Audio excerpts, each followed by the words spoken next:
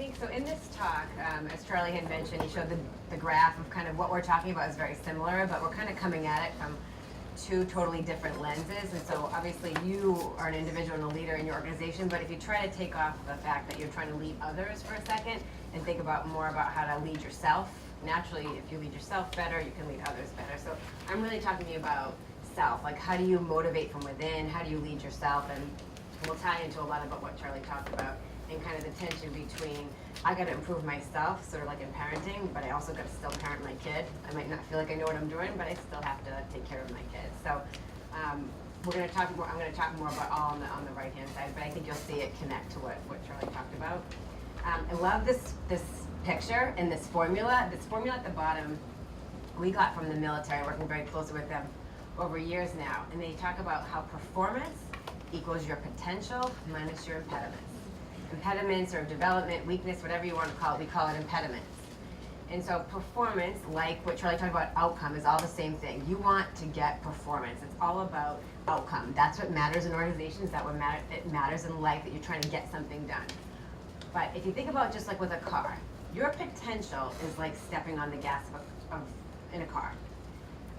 But no matter how hard you press on that accelerator, the gas, if your foot is on the brake, you won't move, right? And this is like really scary because this is what happens in a car. It like smokes out, probably burning out. I don't know what they actually call that, but that's what happens in careers. So we're going to talk about that. And we've actually, as an organization, I think, been criticized for talking a lot about impediments, the brake, how to get your foot off the brake. But naturally, we're all really good at talking about what we're good at. I mean, it's just easier to talk about. It's easier to tell somebody what they're good at. It's easier to think about what you're good at and talk about it. It's much harder. I think the question before was asked, like, how do you get better at not lying, hiding, faking? It's just that hard, right? And so that's why we spend so much energy on how do you get your foot off the brake. Even if you remove it a little bit, you'll start to move and getting on that trend of removing your foot off the brake. So back to and how this ties in, I wanted to share, if you think about what Charlie showed, the Moneyball of leadership and your predictors of how you get to high performance, if you kind of look at these levels and on the side, the top two, what we talk about, like I said, it's about impediments. It's about taking your foot off the brake. But it's because you want to get to your potential. You want to use your strengths. Think about, strength finders and all those things that are out there in the market. It's not like we're saying we don't want you to talk about your potential and use your potential. We do. But we also know, just like in the Moneyball, if you'll increase your odds of getting to your potential if you take your foot off the brake. So it's all about how do you move your foot off the brake so that you can actually have independent creative thinking, so you can invite critical feedback from the people that matter, and make better decisions. That's ultimately what this is all about. So that was the potential. So this is the same chart that Charlie showed you from as a leader of an organization, but I'm looking at it now more just from as you as an individual, like I said. So level 1 gas, no LHF, and this point of failure, I'm going to talk about this a lot, of what happens in people's career where they just cycle from level 1 to level 2 over and over again. But here's how it starts, right? If and we talk about outcome, if you're killing it in your career, you're making all the right calls, you feel like you figured it out and it's consistent, this won't really resonate for you. But if you actually feel you might be making some wrong decisions, and yes, you might be learning lessons, but most of us are, actually the most common challenge is you don't decide. There's a lot of just indecision within organizations, like paralysis, not sure what to do, need more data. If you're arrogant, you probably pull the trigger too fast and maybe make reckless calls. But if you're making the right calls, again, this won't really help, but if you feel like maybe the last call you made, the decision you made, you got a little lucky and you're not sure if you could repeat that, then I think this will help. So when you peel back from what I want, outcome, I want to make more of the right calls, the majority right calls. You then have to peel back to level 4, this inviting critical feedback. Do you make it easy for other people to tell you the truth? And the diagram Charlie showed of the guy sitting with the unpleasant truths versus the comforting lies. Do you set it up so that you're getting comforting lies? Think about it like this. I'm really proud, Rebecca, I'm really proud of the work I've been doing. I'd love to get some feedback from you. God, I've been working so hard on this. I'm so, so proud of it. Can you tell me what you think might be not right? It's going to be so hard for you to tell me what's not good, right? I mean, but that's what most people do. And it's not like you're being malicious. It's just that because we're ingrained to want to hear good, We don't want to really, do you really want to hear, after a presentation, saying, God, I feel like I just killed it. Is somebody really saying, well, I'm not sure, I feel like you could have gotten better. Some people will, but it's hard to find people who will actually tell you the truth. But you set it up that way. Who you talk to, who you go to, but how you say it absolutely matters. I'll never forget, there was a meeting we had, MasterCard, we'll go into it, it was 8-9 years ago now. Horrified with myself afterwards. I walk out of the meeting. It was a very senior executive lunchroom meeting with the heads of MasterCard, and I pretty much said nothing. I felt so over my head. I was LHFing up the wazoo. I was just trying to look like I knew what I was doing, and I had no clue. And I walked out and I said to Charlie, I am horrified. I'm disgusted with myself. And he was kind of like, yeah, you should be, right? I made it easy for him to be like, you should be, and gave me feedback. And we spent 45 minutes driving back from the MasterCard headquarters talking about what I could have done better. But most people just won't do that. It's like, what'd you think, right? And it's makes it, you put so much pressure on the other person to tell you. This is such a critical, it's such an important ingredient to getting into the no LHF versus LHF and making better decisions. Because if you get people to tell you the truth, you'll make better decisions. And so then peeling back, if you're not getting critical feedback, right? If you're actually not getting it, you're not inviting it, you then have to wonder, do I even have an opinion? Because I think some people say, well, I don't get feedback on what? And I think it's because they're not really putting themselves out there, out of their comfort zone, presenting, teaching, sharing any original thought. And it doesn't have to be an original thought for a new business plan, but it could even be your opinion on somebody else's plan, on the company mission and plan, your original thought. Are you putting it out there or not? Because if you're not, you're definitely not going to get critical feedback. There's nothing to say. So you have to think, do I have an opinion, and am I sharing that opinion? And there's so many reasons why you can cut yourself out. Well, I thought we already had that plan. That's not my place to give give my opinion. There's so many ways that people just don't do this. So then you have to pull back and say, if you're not doing this, level 2, what are you afraid of? Why are you afraid to give your opinion? Why are you afraid to put out your original thought? Why are you afraid to ask the questions that everybody else is probably thinking about, but nobody's saying it? What are you afraid of? Are you afraid of being fired? Are you afraid of being demoted? Are you afraid of looking bad? Are you afraid of looking stupid? What? Are you afraid of being embarrassed that you might say the wrong thing? Are your peers in the room? You don't look bad in front of them. Your people in your room, there's so many, but it's all in this vein of fear of failure. And so I could spend so much time on this, and I will on level 2, no LHF, because it's all tied to fear. We all have fear. We all are afraid of failing. It is so natural. We all want to look good. That is natural, and that's nothing to be ashamed of, but that's actually the thing that will prevent you from moving to the next level. And so then naturally, the level 1 is more of a junior challenge, but does my leader even care about me? I think when you get to more senior levels, there's I think you kind of feel like the company cares, the leadership cares, they're trying to help you, but it can still be a challenge of, what am I afraid of? Well, maybe I'm afraid I don't trust the leadership. I don't trust that they're not going to share this other people. I don't know what all the reasons are, but without question, it can go even to level 1. You might not even want to talk about what you're afraid of because you don't feel they care. You don't feel like maybe they'll use it against you in some way. So this is pretty deep. So we're going to talk again about this point of failure, mostly this no LHF, because most of us, I think most of you in this room, you care about your organization. You put hard work in. You show up. Effort. So level 2. So I'm going to start by talking about what no LHF, when this is done right. Let's talk about for a second when it's done really well in an organization that does not lie, hide, and fake. I picked the FBI on mission, a SWAT team, because this is a great example for you to think about in a parallel world of what it looks like to be radically transparent, was what Charlie was saying, when you're volunteering information. And I love it because they have to speak up on what they see, what they hear, but most importantly, they have to speak up on what they think and feel. It's a feeling, your compass. Everybody has a radar. It's not optional for them to shut that down and say, well, nobody asked me if I heard something in the bush, somebody over it's not optional. You have to. That's part of their job. So when they're on mission, and I don't know enough about the FBI organization, when they're not on mission, I know a lot of organizations, when they're not on mission, they kind of fall apart. But when they're on mission, it is not optional to not volunteer any information that might benefit the enterprise, that might benefit the SWAT team, that might benefit the country in this case. It's not optional. So it's like a fascinating example to think about what they must do that other organizations I think just don't do, because when you're on mission, it is life and death. So how do you, and I'm not saying we're in life and death situations always, but if it benefits the enterprise, you speak up. So let's talk about what it doesn't look like. I love this example. You saw the movie Catch Me If You Can, assuming it was like a decade ago, but Leonardo DiCaprio is, if you haven't seen it, is an imposter. You know, he's pretends to be a pilot, and I use this example because he's pretending to be somebody he's not, which is faking it, right? He's an imposter, he's lying, a lot of hiding, a lot of faking. It's such a great example.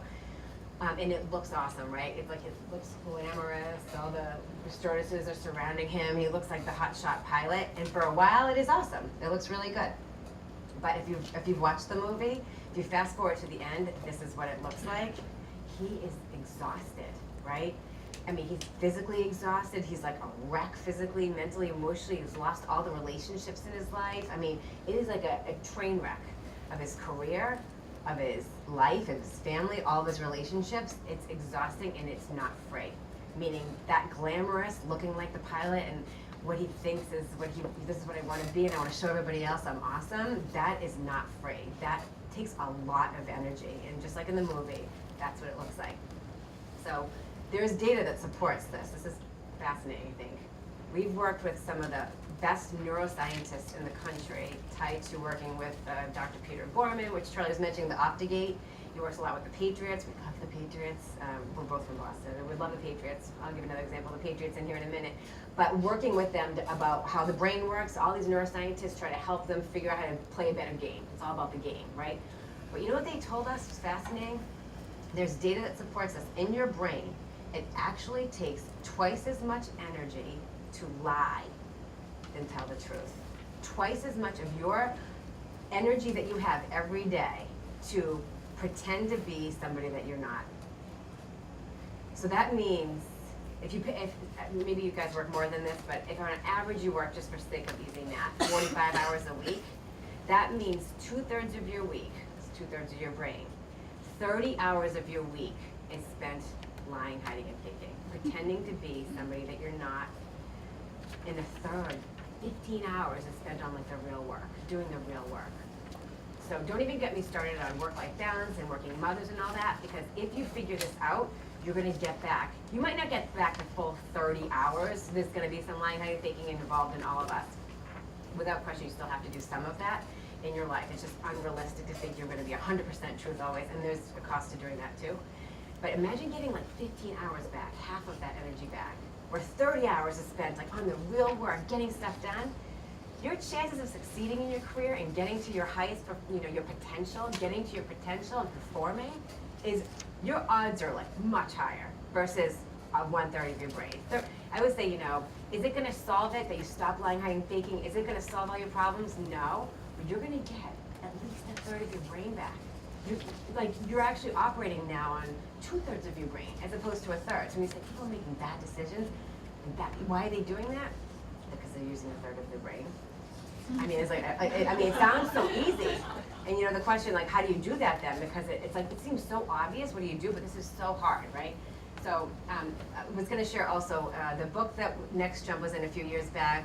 HBR published a book. There's a team of professors at Harvard. I think you guys may get a copy of the book called Everyone Culture. So Bob Keegan wrote the book with a team of people, talked about, we're one of 3 companies they call DDO, Deliberately Developmental Organization.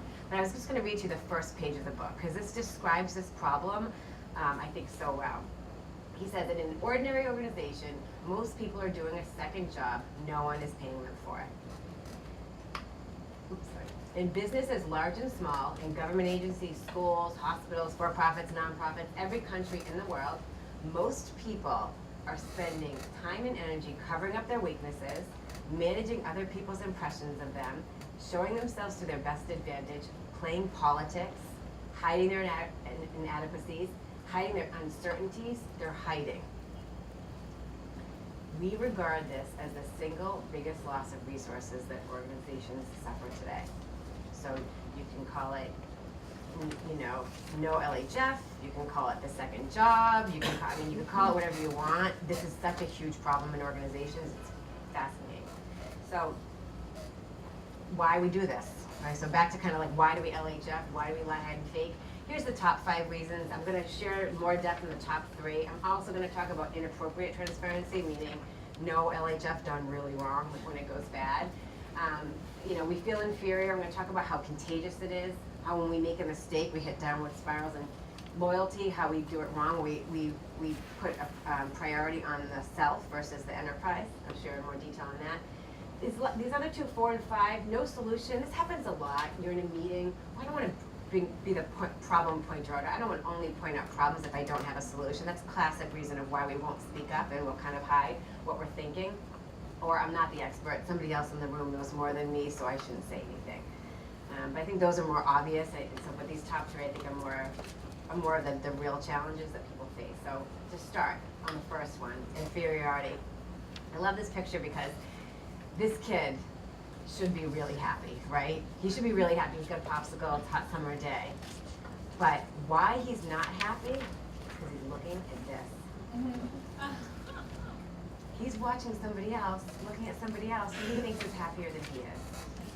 When you think about like social media and what that does, especially to millennials now, people, I feel bad for my kids in some way, like growing up in this, they're just constantly watching other people, looking at other people, and they assume other people are happier than them. When Charlie talks about this, I love it. It shows like, why somebody else's sunsets on Facebook and pictures and Instagram look better than yours, but mine always look like crap. It just makes you feel inferior. But how contagious this is. Now he'll pretend he's not mature enough to pretend. He's still young. He's like 5. It's very hard for you, I think, to fake it. He's clearly not happy, right? But another example more in the adult world is, the Summer Olympics, right? I think everybody probably saw this, how Michael Phelps, 200 meter years ago, beat this guy from South Africa, and then I forget what he called it, the stank face or whatever, he was staring at him beforehand. But the point is, we don't stay in our own lane. It is so hard to I struggle with this, I have a twin sister who I feel, I got all these, right? Hard for me to stay in my own lane. And I spent like 20 years in her lane, just watching her. And we all have our own example of that. I'm not the only one, I know that. But this plagues most people. And by the way, the more senior you get in an organization, the more you feel this way, the more you feel like an imposter, the more you feel inferior. And if you don't feel that way, if you just add a little more pressure, responsibility, and stress, you will feel that way. That is, unless you're really, really arrogant, but at some point that will catch up to you too. The downward spiral. So this is the second reason why we LHF, when we make a mistake. So this was the Super Bowl. Most of you probably watched the Super Bowl or heard about how the Patriots should not have won. These 2 teams, the Falcons and the Patriots, technically very similar skill, right? It's not, they're both in the Super Bowl. They were, they had to play to get to top technical teams.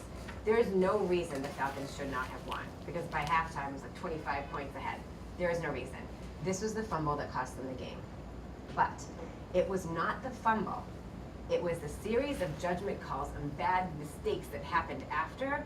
And I think on Monday after Super Bowl, Charlie and I were talking about how if they had just reset and not pretended, oh my God, this isn't happening, it happened. I mean, major fumble, turned the game around. Now if the Falcons were experienced enough, at that moment, time out, and not pretend it's not happening, and be able to talk to their coaches, to the people saying, I can't believe that just happened, and get it out there. I feel stupid. I can't believe we just let out all the demons and the real truth of this sucks. How do we just let this happen? I'm not saying they would win, but they would have had a much higher chance of not continually to fumble the ball. And this fumble, I'm going to share this more graphically. If you think of the 5 levels I shared before, just zooming into level 1 and 2, this is classically what happens in most careers. It's this notion of a fumble, what happens. So when you're a junior, your effort gets you noticed, right? Your gas. It gives you the opportunity to get promoted. Now you're promoted, right? You have more responsibility and more stress. You worry about how you look, right? Because you're promoted now. Now you went from a junior rank to a more senior rank. Now everybody's watching you, and the decisions you make impact others. So when you make a mistake, You know the phrase, you're in your head? When you make a mistake, now you're in your head. God, I really saw that mistake. I feel maybe I'm embarrassed now. So you start LHFing, you start hiding. Emotionally, you're embarrassed. So what do? You start the emotional embarrassment of, oh my God, oh my God, oh my God, turns into a physical hiding. I don't even want to be in that meeting. I don't really want to show up to the end of the week event. I don't really want to go to the holiday party if it's really extreme. Like, you just don't want to be there. You just try to show up to the most bare minimum because you're embarrassed. And so that quickly then makes you do the bare minimum, but now what you have to do is you got to go back to what got you there, which is you got to show up, you got to reapply the effort. Gas absolutely matters. And a lot of senior people struggle with that, where they're embarrassed, they feel like they've been demoted, they might feel shame and all the bad stuff. And yet the very thing that will get them back on track is if they show up, put more effort, energy, put themselves out there, go back to the no LHF, share what you're thinking, what you're not, what you don't understand, be vulnerable and be able to talk about what you don't know. It's like the very thing that gets you success is the very thing that will bring you back down. So we say your drivers of your success are also your greatest limiting factors. So this is kind of this vicious cycle that people get into. It leads to burnout. You just keep repeating your career in this. I gotta more energy, more effort. I gotta work harder. You know, then I start sharing what I don't know. Then now I feel stupid because I made a mistake. Now I have to go back to sharing more effort. It's like this vicious cycle. So this third piece on loyalty, I shared the third reason of why we LHF is all around loyalty. So I'm going to share a story we learned from the Navy. We went to Whidbey Island, which was the top naval base in the country a few months ago. Amazing privilege to see how they operate. And one of the coolest stories they shared that was really interesting to us is that on a naval aircraft carrier, where like actual jets and planes are landing, if you lose a screwdriver, it could kill people because it could get into the machine of the plane, and somebody could be in the plane, and that can take people out. So imagine you're the guy who loses the screwdriver. You know what they do when you lose a screwdriver or anything like that? They stop everybody on the ship. 500 people, stop what you're doing, find the screwdriver. However, the odds of that screwdriver actually damaging the plane is so low. Like that doesn't happen often. That's such a small likelihood of happening. So you're the guy who lost the screwdriver. Are you going to speak up and say, I lost the screwdriver? Because now I feel stupid that I did that, and now 500 people, senior officers, have to stop what they're doing. My squadron leader is going to look bad because I work for him. Now I'm going to make him look bad, but I actually might help save people, right? The enterprise. We sacrifice enterprise because we don't want to look stupid. And that, in their case, they've worked very hard to make sure that doesn't happen, right? Because it's life and death. But think about it in any organization, it is hard to be, I'm the one who did that. Even if it's unlikely to make something bad happen, do you actually have the courage to say, I did something wrong? I don't know where it might show up in the organization, but in the off chance it impacts our organization, I should let somebody know. That is really hard. And that's where loyalty, this diagram I put in here of self, team, enterprise, kind of put the FBI on the outside, and even the Navy, sort of like country, world. Will you actually sacrifice yourself for the enterprise? And this is where loyalty can go wrong. Like, I don't want to look bad. I don't want my manager to look bad. I don't want our team to look bad. We might lose resources. Our budget might get cut. Versus, can you do it when it really matters? Will you actually speak up? And then anything that could have been wrong, will you talk about it? That's just, I think, a great example of where loyalty will go on. Okay, so those are the top 3 reasons. Inappropriate transparency. This is not permission to just be transparent everywhere and anywhere. Career suicide, you could absolutely hurt your career. I remember those in one of the academies, you know, I'm going to walk right into my manager's office and talk about how women should be in leadership positions. And I was like, whoa, that is bad idea. Like, if you've never talked about this, and women and moms or whatever she was talking, and you're just going to like, that is badness, and you're going to get fired, right? Your career suicide, you're going to get demoted or fired. That's just obvious. Board meetings, I would never walk, we have a board meeting tonight, I would never walk into our board meeting and say, Kevin, you know what, I really have no idea what I'm doing. I'm way overpaid, and I'm way over my head, and somebody else should really, it just won't, that might be what I'm thinking. I might be thinking, God, I don't feel on today, but I would never walk in and say that, right? Social suicide, I love the example. So funny, I remember after I had my second child, I said to Charlie, isn't Brendan so cute? My little, he was like, you know, all babies are ugly, he says. And I'm thinking, no, my baby's pretty cute. He doesn't have to tell me my baby's ugly, and he didn't. But there are people who will say, you know, I don't know, like, you know, you don't need to tell people their baby's ugly. Some babies are really ugly, but that's like not, you don't need to overshare that. That's just social suicide. Nobody needs to do that. So there's going to be instances, or you know, you don't like how somebody dresses or whatever. Like, you don't need to do that. There's cases where it might be appropriate. Hey, how you dress and how you look is important for your career, but you can do it in the wrong way too, and that's just social suicide. These are obvious. Floodlighting is a term that Brene Brown gave us, which is if you share something vulnerable, but you've never dealt with it yourself and talked about it with anybody else, but you come up here and talk about something really vulnerable, personally, professionally, whatever it is, and you've never dealt with it before, that's called floodlighting. That's totally inappropriate. And you know it when you feel it, wow, that was so uncomfortable, and you're looking around the room and everybody else is thinking that was really uncomfortable. And because they haven't dealt with it, and they're either really angry or they're slobbering crying. You can be upset and you can cry, but when you can just feel the extremes, that's inappropriate. And then the drama grenade happens, you know, it's very similar where you're just like, I'm going to tell you something because for the sake of being vulnerable, and that feels the very same way. So all of this is kind of in the same, you know, inappropriate transparency where you maybe should hide it a little or fake it a little bit if you have to in front of a big group. So what do you do? How do you practice this? I think in the last few minutes here. How do you get more of your brain back? Like I said, how do you start operating on 2/3 of your brain versus 1/3? How do you stop and, reduce the LHF? Untraining hard habits. I think the question before was asked. This is you, 100% of your pie. 95% of you is non-conscious. It's automatic, like brushing your teeth.